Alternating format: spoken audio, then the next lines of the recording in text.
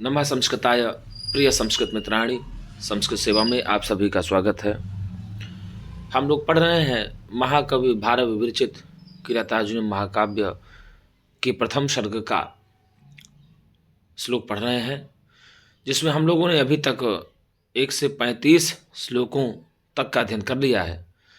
और हम लोगों ने अभी पूर्व श्लोक 35वें में अर्जुन की स्थिति का वर्णन पढ़ा है। अर्थात द्रौपदी युधिष्ठिर से कहती हैं कि वही अर्जुन जो आपके लिए कुरुओं से बहुत सारा धन जीत करके लाया करता था, दिया करता था, सोने चांदी से युक्त धन, आज वही अर्जुन आपको वलकल वस्त्र ला करके दे रहा है। तो क्या इस अर्जुन की दशा को देख करके ऐसी आपको क्रोध क्यों नहीं उत्पन्न हो रहा है?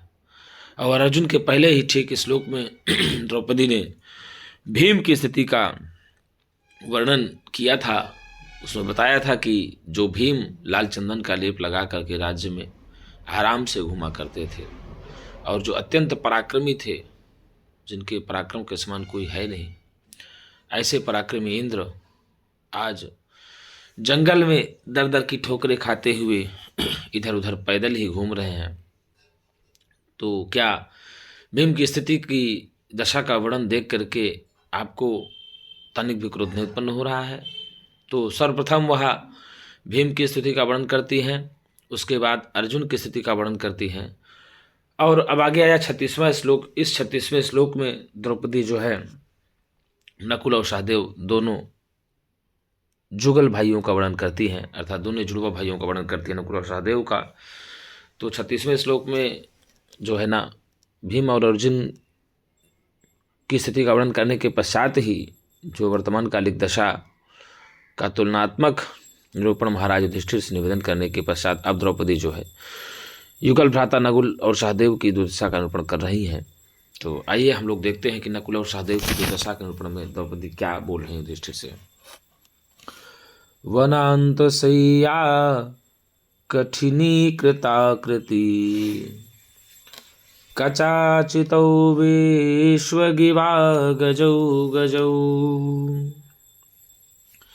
कथं त्वमेतौ धृतिसंयमौ यमौ विलोकयन्नुत्साहसेन बाधितुम्। वनान्तशय्या कठिनीकृताकृति कचाचितौ विश्वगिवा गजौ गजौ कथं त्वमेतौ धृतिसंयमौ यमौ विलोकयन्नोत्साहसेन बाधितुम्। वनान्तशय्या कठिनीकृताकृति कचाचितौ विश्वगिवा गजौ गजौ कथं त्वमेतौ धृतिसंयमौ यमौ विलोकयन्नोत्साहसेन बाधितुम्। कितना बढ़िया इसमें यमक अलंकार है। यमौ यमौ गजौ गजौ अर्थे सत्यर्थ भिन्ना नाम वर्णानाम सा पुनः श्रुति। भाई साहब, यमक अलंकार है और अनुप्रास अलंकार भी बड़ा ही गजब का इसमें मिश्रण है। वनांत सैया कठिनीकृताकृति, कितना बढ़िया दिया है। कठिनीकृताकृति, वनांत सैया कठिनीकृताकृति, कितना बढ़िया अनुप्रास अलंकार की छटा है। तो इस श्लोक में अनुप्रास और अलंकार यमक अलंकार दोनों अलंकार बड़ी ही स्फुट तरीके से आपको इसमें दिखाई देंगे। वर्णों की आवृत्ति बार बार हो रही, व्यंजन वर्णों की। और यहाँ यमौ यमौ जो आ गया है, यहाँ विश्वगिवा गजौ गजौ में तो गजऊ गजऊ में आ गया है, यमऊ यमऊ में आ गया है, दोनों में गुरुजी बार बार आप तो यमक अलंकार हो गया। इससे सीधे प्रतीत पड़ जाता है यमक अलंकार हो गया।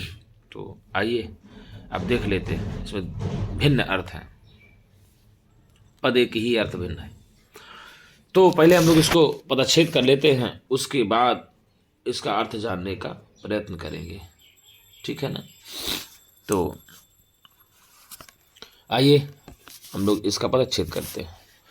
तो वनांत सैया कठिनी कृत आकृति, ठीक है, कृताकृति हो गया दीर्घ संधि। फिर कचाचितौ विश्व, विश्वक क्या कहोगे, विश्वक इव अगजौ गजौ, दो अर्थ में होता है, अगजौ गजौ।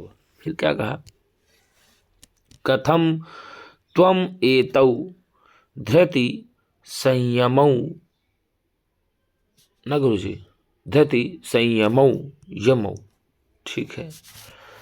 फिर विलोकयन उत्साह से न बाधितुम, तो इस प्रकार से इसका पूरा पदच्छेद होता है।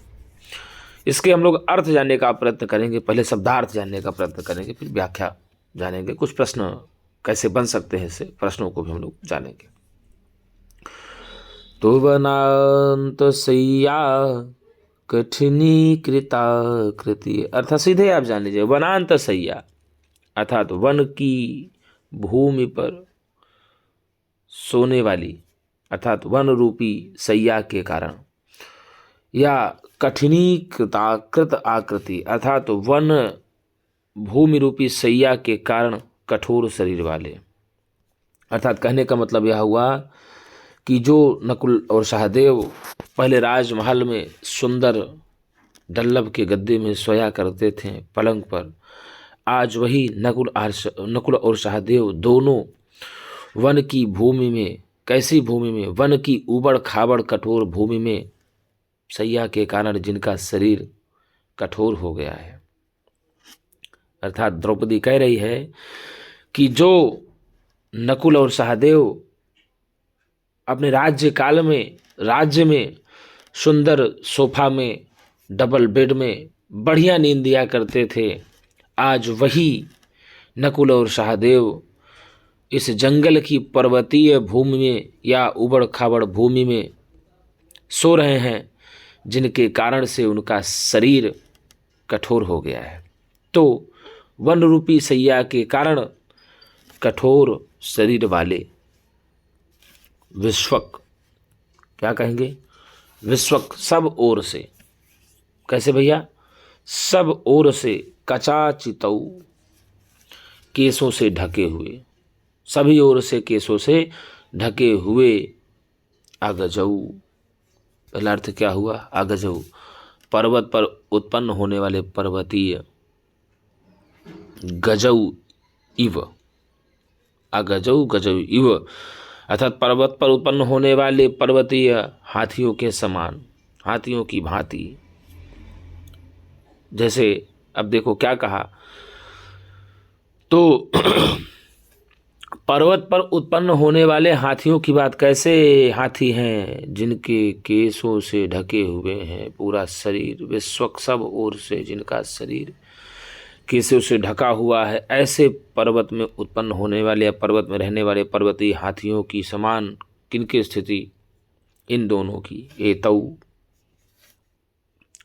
इन दोनों, यमऊ जुड़वे नकुल और सहदेव की, किनकी गुरुजी, नकुल और सहदेव की, दोनों की, विलोकयन देखते हुए, इन दोनों की, नकुल और सहदेव की स्थिति को देखते हुए, विलोकयन, त्वम तुम या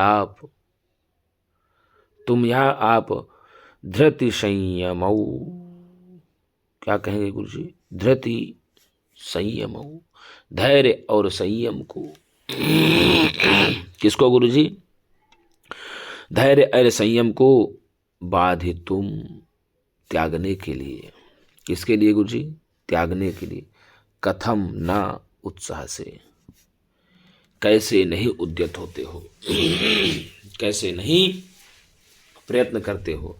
आपको धैर्य और संयम को त्याग देना चाहिए। अर्थात द्रौपदी कह रही है कि जो नकुल और सहदेव पहले अपने राज्य के अंदर राजमहल में अच्छे डल्लब के गद्दों से युक्त सुंदर पलंग में अच्छी नींद लिया करते थे, आज वही दोनों जुड़वा भाई इस जंगल पर उबड़ खाबड़ भूमि पर सो रहे हैं, जिसके कारण से उनका शरीर अत्यंत कठोर हो गया है।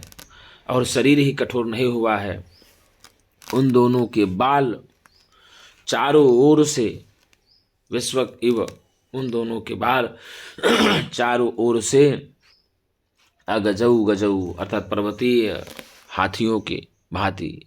किनकी भांति? पर्वतीय हाथियों की भांति।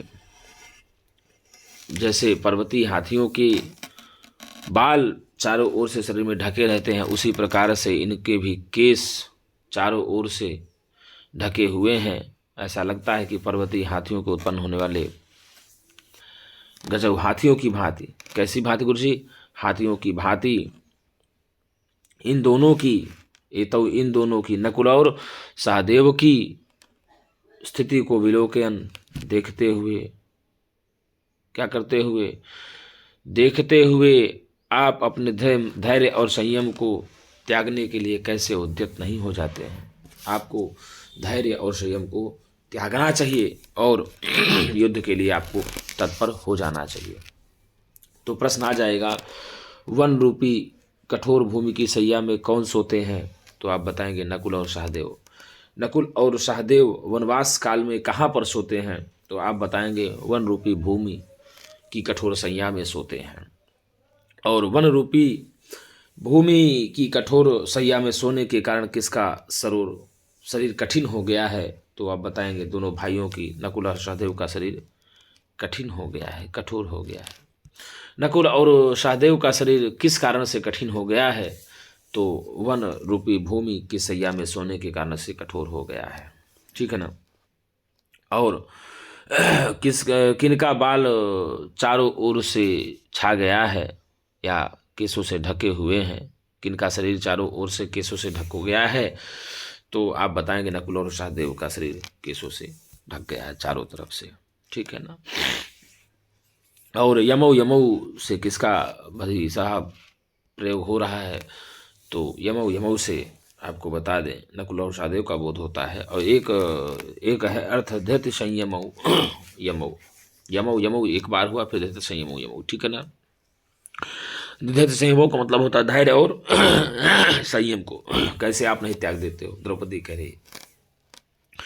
और एक अर्थ में होता है नकुल और सहदेव अर्थ होता है, ठीक है ना। तो दो अर्थ होते हैं, अर्थे सत्यर्थ भिन्ना नाम वर्णा नाम सापना सोते।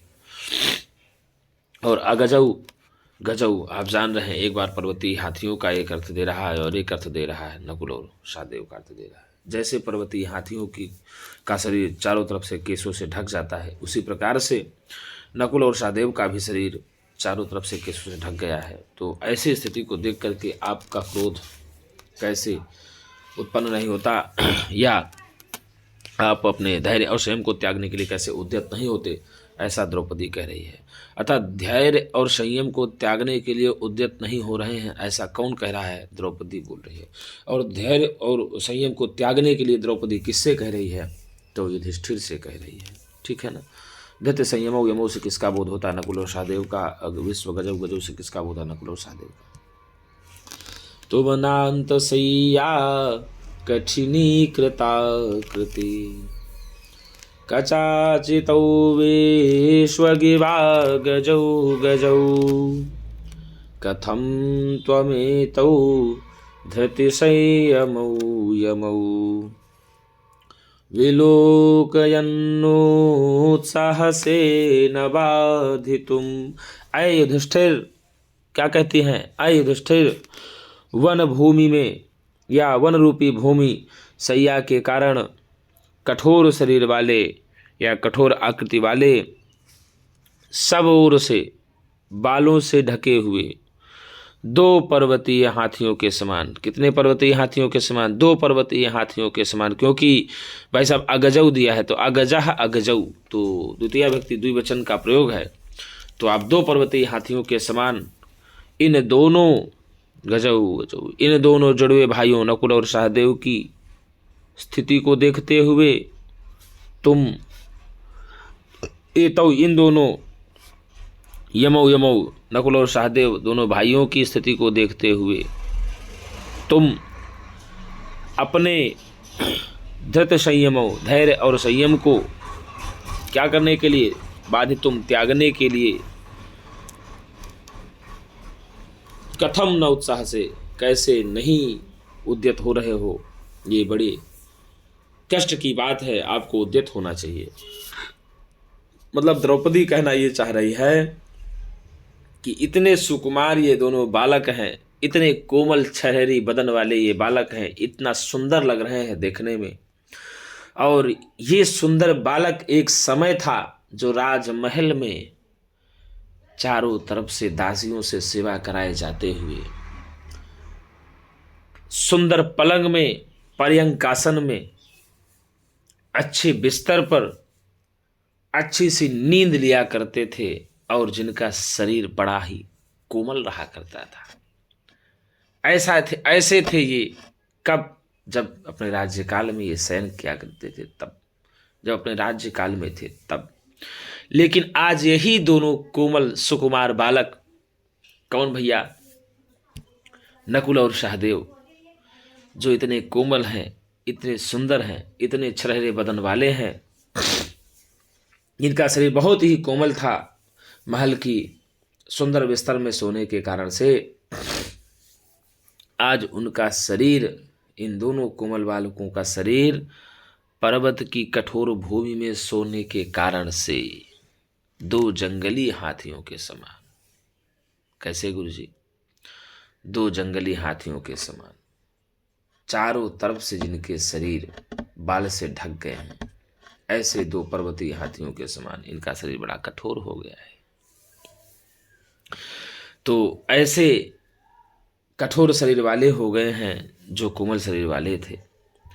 और कठोर शरीर वाला होना तो ठीक है, जैसे पर्वतीय हाथियों का शरीर चारों तरफ से बाल से ढक जाता है, उसी प्रकार से चारों तरफ से बाल से ढके हुए शरीर वाले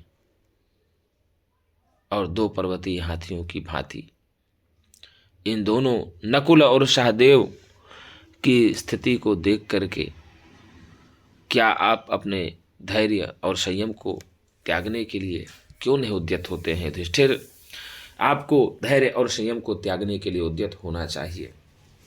तो धैर्य और संयम को त्यागने के लिए कौन नहीं उद्यत होता है? तो युधिष्ठिर नहीं हो रहे हैं। धैर्य और संयम को त्यागने के लिए द्रौपदी किसको प्रेरित कर रही है? तो युधिष्ठिर को प्रेरित कर रही है। यहाँ धृत संयमौ यमौ से किसका बोध होता है? तो धृत संयमौ यमौ से नकुल और सहदेव का बोध होता है। धृत संयम से संयमों से बोध होता है एक पद में धैर्य और संयम का, और दूसरे पद में जाएंगे तो धृत संयमो यमौ का बोध होता है, यमो यमो नकुल और सहदेव का होता है। और विश्व गिवा गजऊ गजऊ से एक पद में विश्व गिवा गजऊ का बोध होता है पर्वतीय हाथियों का, और गजऊ गजऊ में बोध होता है नकुल और सहदेव का। ठीक है ना? तो दोनों स्थिति में आपको बताएं कितना सुंदर वर्णन दिया है। एक स्थिति में कठोर स्थिति में जाता है, एक स्थिति में गुंदर, बढ़िया बता रहे हैं आपको भाई साहब, उनकी इतनी सुंदर दशा का वर्णन किया। तो वनांत सैया कठिनी कृताकृति कचाचितौ विश्वगिवा गजौ गजौ। कितना बढ़िया अनुप्रास की छटा भी है, यमक की भी छटा है। कथम त्वमेतौ धृति संयमौ यमौ विलोकयन्नुत्साहसेन बाधितुम्। अर्थात वन भूमि रूपी सैया में शयन के कारण कठोर शरीर वाले विश्वक सभी ओर से, चारों ओर से या सभी ओर से कचाचितौ केसों से ढके हुए, कैसे गुरुजी? केसों से ढके हुए कठोर शरीर वाले के न बता ना, अर्थात वन भूमि रूपी सैया के कारण कठोर शरीर वाले, कैसे कहा? वन भूमि रूपी सैया के कारण कठोर शरीर वाले या कठोर आकृति वाले, विश्वक सब ओर से कचाचितौ केसों से ढके हुए, कैसे ढके हुए? केसों से ढके हुए, अगजौ पर्वत पर उत्पन्न होने वाले पर्वती, गजौ इव हाथियों की भांति, किनकी भांति? पर्वत पर उत्पन्न होने वाले हाथियों की भांति, एतौ इन दोनों की, किनकी गुरुजी? नकुल और सहदेव की, यमौ दिया ना, इन दोनों की, नकुल और सहदेव की स्थिति को विलोकयन देखते हुए, कैसे गुरुजी? देखते हुए, तुम कौन गुरुजी? तुम यानी युधिष्ठिर, अरे युधिष्ठिर तुम या आप, धैर्य संयमौ, धैर्य और संयम को, किसको गुरुजी? धैर्य और संयम को बाध्य तुम त्यागने के लिए, कथम न उत्साह से, कैसे नहीं उद्यत हो रहे हो। तो गुरुजी देखिए, एक बार दिया पर्वतीय हाथियों को की भांति उनका जो शरीर है वह केसों से ढक गया है। किसका शरीर पर्वतीय हाथियों की भांति केसों से ढक गया है? तो नकुल और सहदेव का शरीर पर्वतीय हाथियों की भांति केसों से ढक गया है। अर्थात पर्वतीय हाथियों की भांति केसों से नकुल और सहदेव का शरीर ढक गया है। यह बात कौन बोल रही हैं? तो यह बात द्रौपदी बोल रही हैं। और द्रौपदी यह बात किससे बोल रही हैं? तो द्रौपदी यह बात बोल रही हैं युधिष्ठिर से। तो जो अगजौ गजौ में, अगजौ गजौ गजौ एवं धृत संयमौ यमौ की आवृत्ति होने के कारण से यहाँ पर यमक अलंकार हो जाता है। क्या हो जाता है गुरु जी? भिन्न भिन्न अर्थ वाले हैं और स्वर व्यंजन के समुदाय अगर उसी क्रम में आती है तो यमक अलंकार हो जाता है।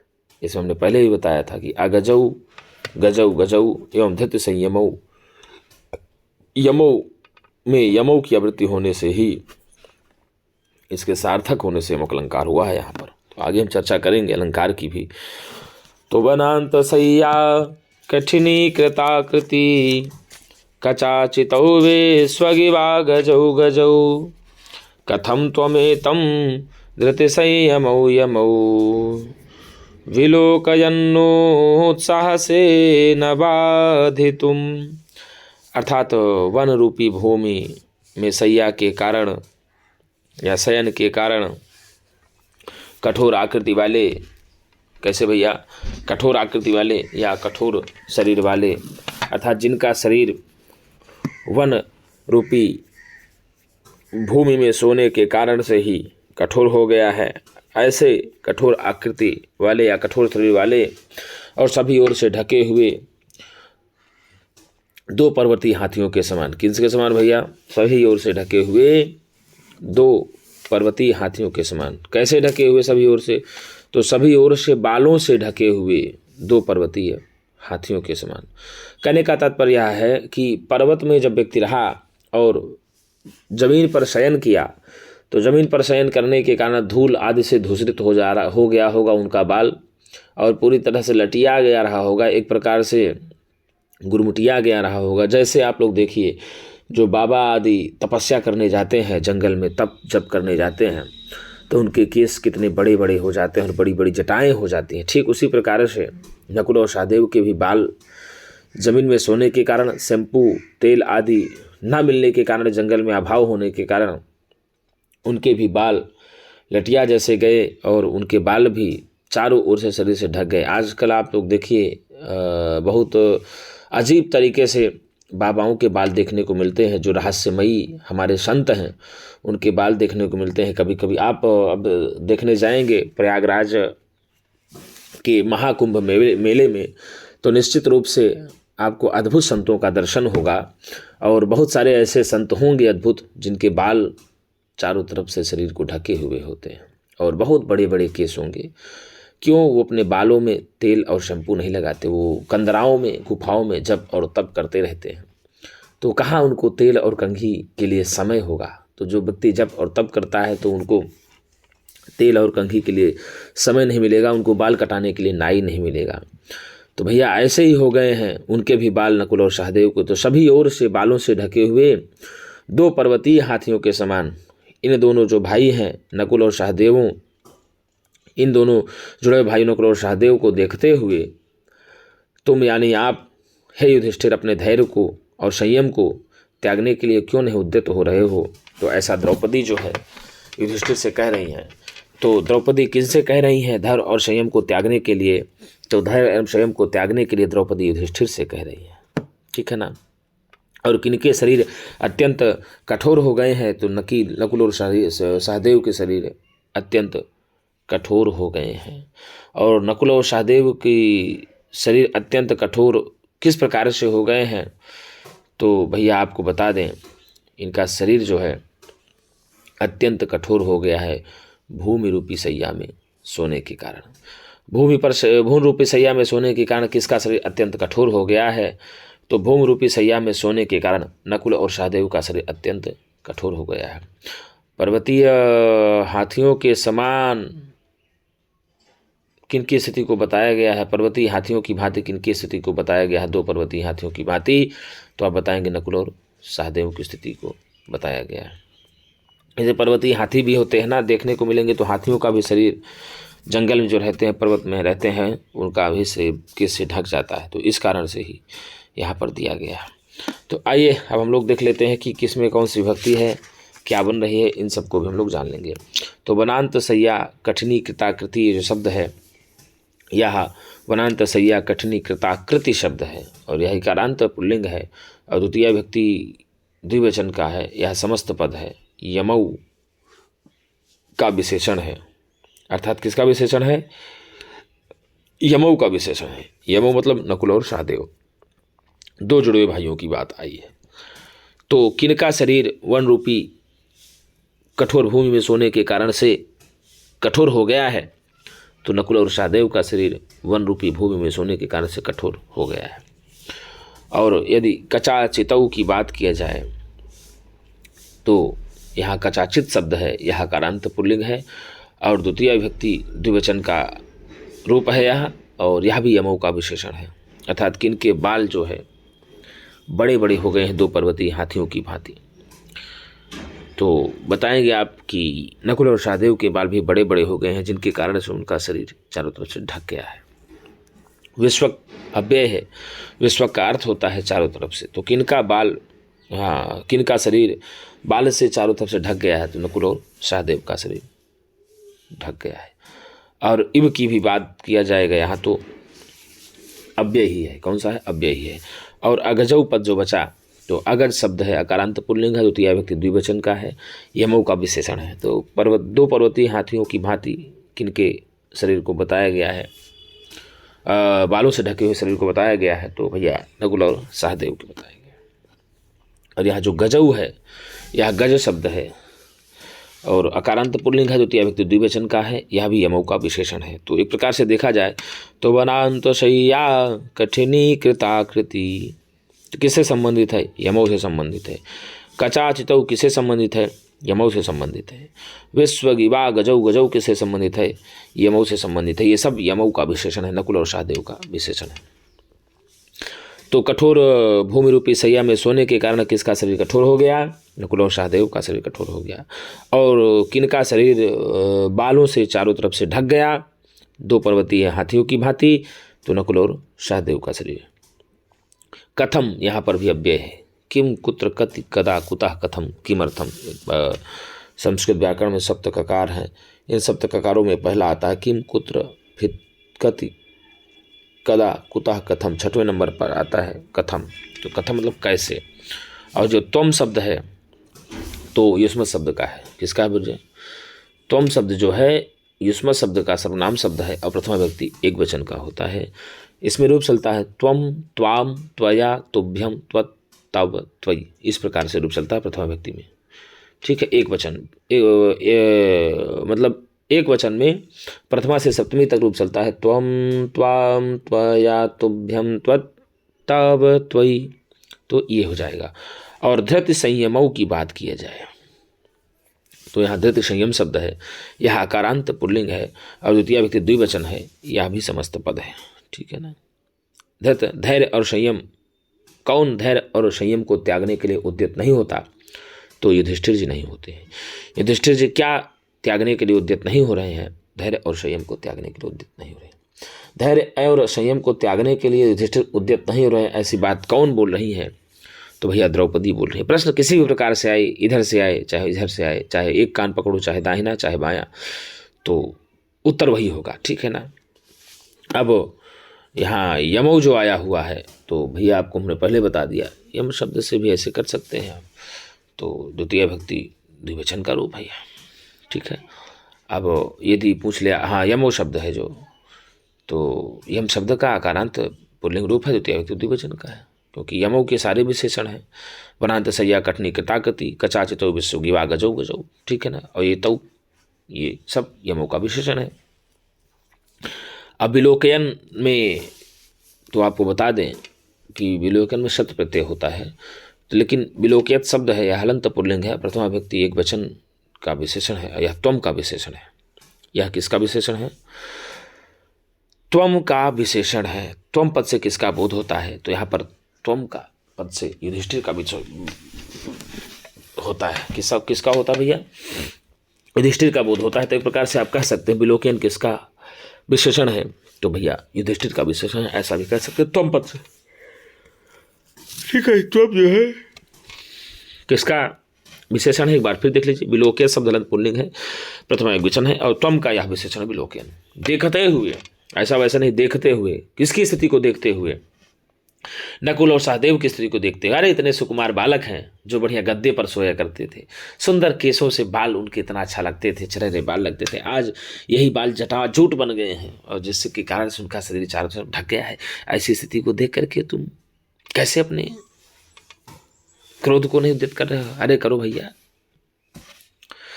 फिर उत्साह से क्रियापद है, उत्साह धातु है, यहाँ लट लकार, उत उपसर्ग पूर्वक सह धातु से लट लकार मध्यम पुरुष एक वचन की क्रिया है। रूप चलता है उत्साहते, उत्साहेते, उत्साहन्ते, आत्मनेपदी में चलता है। उत्साहते, उत्साहेते, उत्साहन्ते, उत्साह से, उत्साहेते, उत्साहध्वे, उत्साहे, उत्साहवह, उत्साहमय। एक बार मैं इसको लिख देता हूँ, आप लोग देख लीजिएगा। ये उत उपसर्ग पूर्वक कौन सी धातु है? सह धातु है, लट लकार आत्मनेपदी है। देखिए ये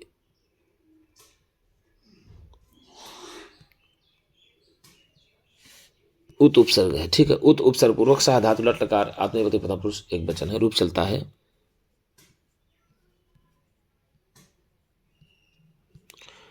उत्साहते,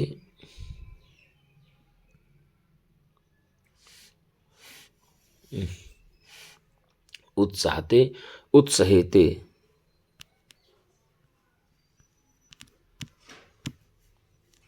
उत्साहते, उत्सहेते, उत्सहन्ते,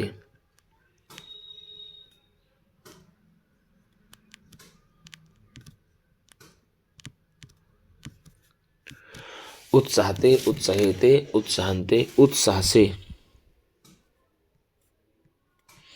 उत्साह से, उत्सहेते,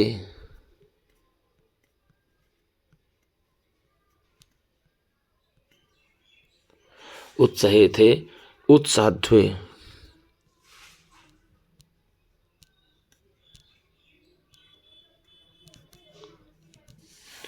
उत्साहध्वे। ठीक है। उत्सहे,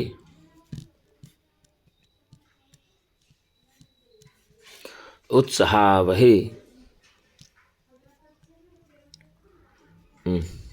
उत्साहवहे, उत्साहमहे, उत्साहमहे। ये उत्साहते, उत्सहेते, उत्साहन्ते, उत्साह से, उत्सहेते, उत्साहध्वे, उत्सहे, उत्साहवह, उत्साहमहे। ठीक है ना। उत उपसर्ग पूर्वक सह धातु से आत्मनेपदी मध्यम पुरुष एक वचन की क्रिया है यहाँ पर। तो तो इस प्रकार से आप लगाएंगे, ठीक है ना। यदि अब समास की बात किया जाए तो वनांत क्रिया कथनी कृताकृति में कौन सा समास होगा, तो गुरु जी आपको बता दें, वनांत संज्ञा कथनी कृताकृति में कई समास बनते हैं, कई आधार से बनते हैं, तो इसमें आप देख सकते हैं कैसे होगा। तो यदि वनस्य अंतः इति वनांतः षष्ठी तत्पुरुष समास हो जाएगा। यदि वनांतः में पूछे तो वनस्य अंतः इति वनांतः बन जाएगा। क्या बन जाएगा? यदि वनांतः में पूछे तो षष्ठी तत्पुरुष समास लगाएंगे। कौन सा समास? वनस्य अंतः इति वनांतः षष्ठी तत्पुरुष समास हो जाएगा, ठीक है। एक बात हुआ। और वनांतः एव सय्या इति, क्या कहेंगे? वनांतः एव सय्या इति, तो वनांत सय्या हो जाएगा। मयूर व्यंजकादि समास हो जाएगा। कौन सा? मयूर व्यंजकादि समास हो जाएगा। मयूर व्यंजकादि समास हो जाएगा, ठीक है। वनांतः एव सय्या इति वनांत सय्या मयूर व्यंजकादि समास हो जाएगा, ठीक है। और न कठिना इति, कठिना में यदि पूछ ले न कठिना इति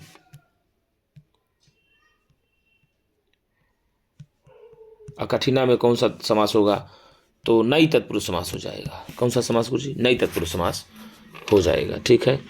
और अकठिना कठिना कृता इति कठिनी कृता, तो वनांत सय्या कठिनी कृति कठिनी कृता इति वनांत सय्या कठिनी कृता तृतीय तत्पुरुष समास हो जाएगा। और यदि पूछ ले आपसे कि वनांत सय्या कठिनी कृता कृति में कौन सा समास हो जाएगा, तो इसको लिख देते हैं।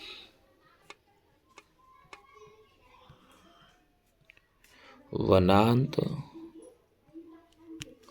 सय्या कठिनी कठिनी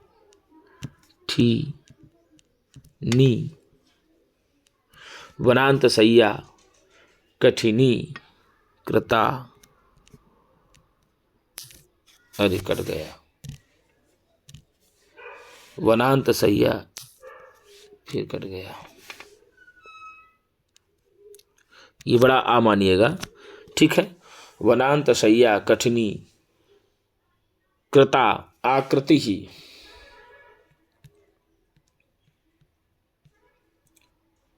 वनांत सय्या कठिनी कृता आकृति ही ययोः तौ, आकृति मतलब शरीर होता है, ठीक है। ययोः तौ, तो वनांत सय्या कठिनी कृता आकृति ही ययोः, आकृति मतलब शरीर होता है, तौ, तो वनांत सय्या कठिनी कृताकृति यदि पूछ ले तो बहुब्रीहि समास लगाएंगे आप। कौन सा समास लगाएंगे? वनांत सय्या कठिनी कृति कृता में यदि पूछ ले तो कृताकृति में कौन सा समास आप लगाएंगे, तो आप गुरुजी लगाएंगे बहुब्रीहि समास। कौन सा? बहुब्रीहि समास लगाएंगे। और विश्वक मतलब चारों ही होता है, विश्वंचति गच्छति इति विश्वक बन जाएगा, ठीक है ना। और कचाचितौ में यदि आपसे समास पूछ ले तो क्या कहेंगे आप, तो कचई ही, क्या कहा? कचई ही,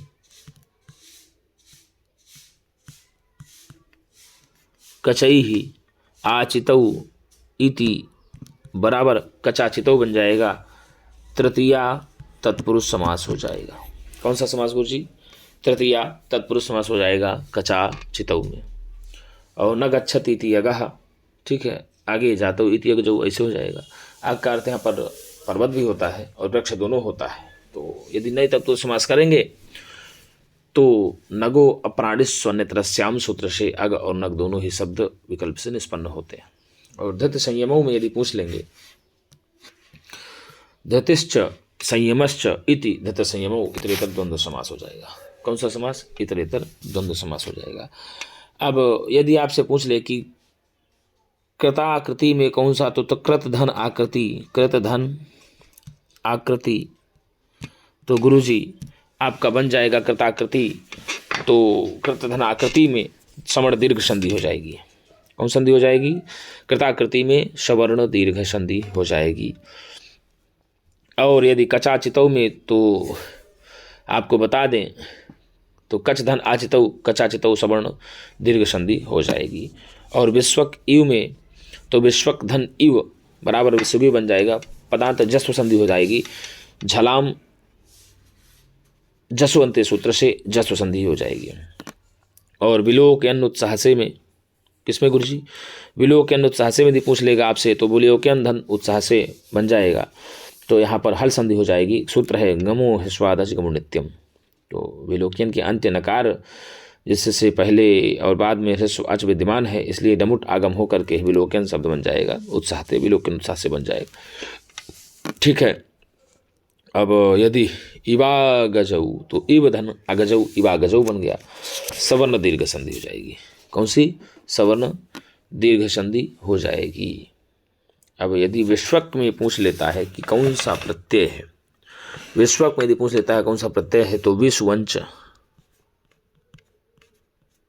विषु अंच क्विन क्विन प्रत्यय होगा। कौन सा प्रत्यय? क्विन प्रत्यय होगा। आप लगा लीजिए विषुवंच क्विन प्रत्यय लग करके विश्वक बन जाएगा कर्तरी में। ठीक है ना। और विलोकयन में यदि पूछ लेता है कौन सा प्रत्यय है, तो विलोक्री ऋच सत्र प्रत्यय होकर के विलोकयन बन जाएगा। क्या भैया? विलोक्री ऋच सत्र बन जाएगा। लिख देते हैं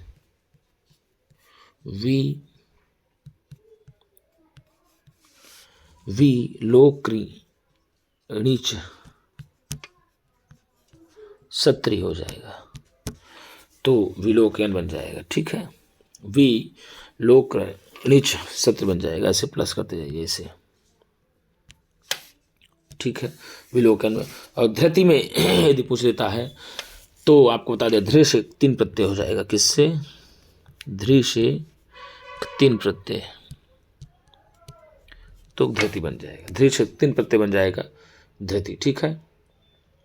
और संयम की यदि बात किया जाए तो सम ऐसे सम और यम और अप। ठीक है। संयम बन जाएगा। और बाधितुम में यदि पूछ लिया जाए तो बाध से तुमुन प्रत्यय हो जाएगा। बाध से तुमुन प्रत्यय हो जाएगा। ठीक है ना। बाध से क्या हो जाएगा? तुमुन प्रत्यय हो जाएगा। बाधितुम। बाध से कौन सा प्रत्यय? तुमुन प्रत्यय हो जाएगा। बाधितुम हो जाएगा। ठीक है। तो इस प्रकार से हम लोगों ने प्रत्यय भी जान लिया। अब बचा अलंकार। तो आपको बता दें इस श्लोक में 2 अलंकार हैं। कौन सा अलंकार है गुरु जी? 2 अलंकार है। आप देख लीजिए आप। कृताकृति कचाचितौ है में वर्णों की आवृत्ति अनुप्रास अलंकार है। बार बार देखो कृता कृति का ता कचाचितौ का चा। तो कितना बढ़िया अनुप्रास की छटा है। हमने पहले भी अनुप्रास का लक्षण बताया था। अनुप्रासः शब्द साम्यम वैषम्येऽपि स्वरस्य यत्, अर्थात स्वरों की विषमता होने पर भी व्यंजनों की समानता हो, अर्थात बार बार आवृत्ति हो तो अनुप्रास अलंकार हो जाता है। और इस पद में आया ही है, देखिए कचाचितौ कृताकृति, ये सब कितना बढ़िया छटा दिया है। तो वर्णों की बार बार आवृत्ति होने के कारण ही यहाँ पर अनुप्रास अलंकार हो जाता है। और यमक अलंकार तो बताया आपको, अगजऊ गजऊ यमऊ यमऊ, इन कारण से आया हुआ है। तो इसका लक्षण था यमक अलंकार का सत्यर्थे प्रतगर्थायाः स्वरव्यंजन संहते। लिख देते हैं यमक अलंकार का लक्षण। देखिए सत्यर्थे प्रथगर्थायाः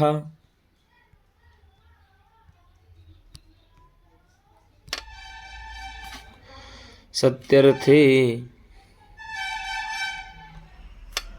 प्रथगर्थायाः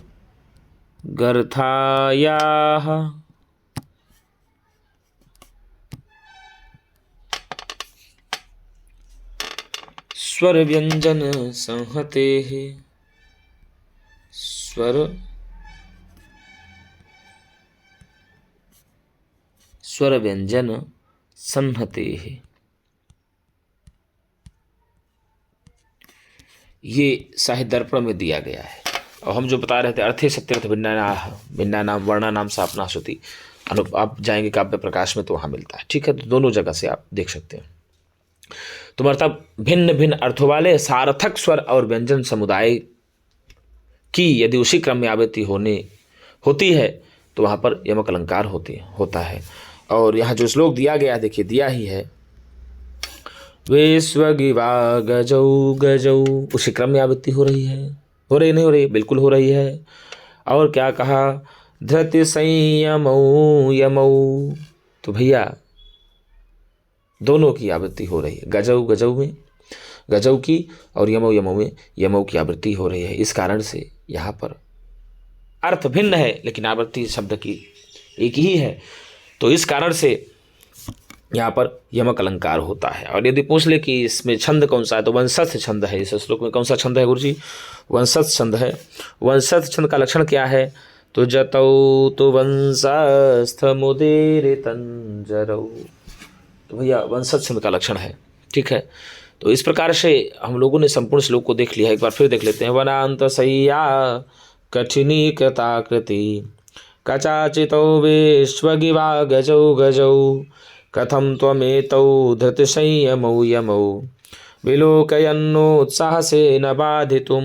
अरे युधिष्ठिर, जो नकुल सहदेव पहले राज्य में अपने बढ़िया शयन बिस्तर पर सोया करते थे, आज वही कठोर भूमि की आकृति में सोने, कठोर भूमि रूपी सैया में सोने के कारण जिनका शरीर कठोर हो गया है, ऐसे कठोर शरीर वाले और सभी ओर से बालों से ढके हुए दो पर्वतीय हाथियों के समान इन दोनों जुड़वा भाइयों नकुल और सहदेव को देखते हुए या इनकी स्थिति को देखते हुए तुम अपने धैर्य को और संयम को कैसे त्यागने के लिए उद्यत नहीं होते हो? अर्थात तुमको धैर्य और संयम त्यागना चाहिए और युद्ध के लिए दुर्योधन से तैयार होना चाहिए, ऐसा द्रौपदी युधिष्ठिर से कह रही हैं। तो मित्रों, यदि मेरी वीडियो आपको अच्छी लगती हो तो एक बार मेरे चैनल को लाइक और सब्सक्राइब ज़रूर करें और हो सके तो अपने मित्रों को भी शेयर करें। ये मेरा छोटा सा प्रयास होता है। मैं तो बहुत कुछ नहीं जानता हूँ, लेकिन जितना भी जानता हूँ या जितना भी मुझसे बन पाता है आपको अच्छा ही देने का प्रयत्न करता हूँ। यदि आप लोगों के द्वारा कोई सुझाव भी आता है या कोई बात समझ में नहीं आती है तो आप कमेंट बॉक्स में लिख सकते हैं और बेहिचक पूछ सकते हैं। मैं प्रयास करूँगा कि उसका समाधान कर सकूँ।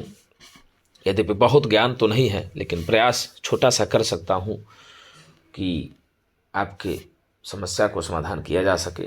और यदि कोई प्रकार का सुझाव आता है तो आप एक बार ज़रूर कमेंट बॉक्स में लिखें, तो हम उसमें परिवर्तन भी करने का भरसक प्रयास करेंगे, पूरा प्रयास करेंगे और आपकी जो इच्छा है उस पर खरा उतरने का भी अपना पूर्ण प्रयोग करूंगा मित्रों। तो मित्रों, आज के लिए इतना ही। हम पुनः एक नई वीडियो के साथ मिलेंगे। तब तक के लिए नमः संस्कृताय, शुभ रात्रि।